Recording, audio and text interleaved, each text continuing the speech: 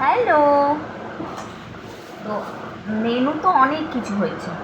এখানে হয়েছে ঝরঝরে সাদা ভাত, পটল ভাজা, বড়া ভাজা, এখানে হয়েছে আম দিয়ে, ভিন্ডি দিয়ে, সর্ষে বাটা দিয়ে একটা টক, এখানে আলু সেদ্ধ।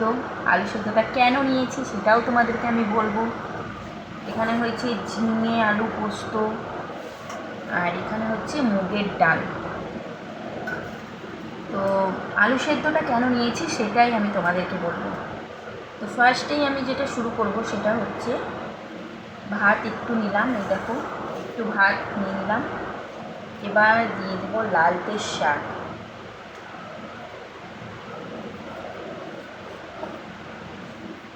লালতে শাক। আর এই বাটিতেই কিন্তু শাকটা রেখেছিলাম, তো সেটাতেই আবার নিয়ে নিচ্ছি, আবার আলাদা করে বাটি নেব। তো লালতে শাক দিয়ে আর আলু সেদ্ধ দিয়ে ভাতটা খেয়ে নেব।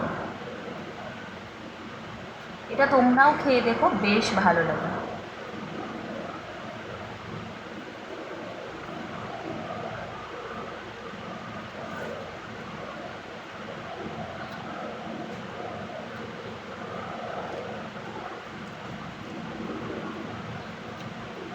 এটা হচ্ছে শাকের লঙ্কা।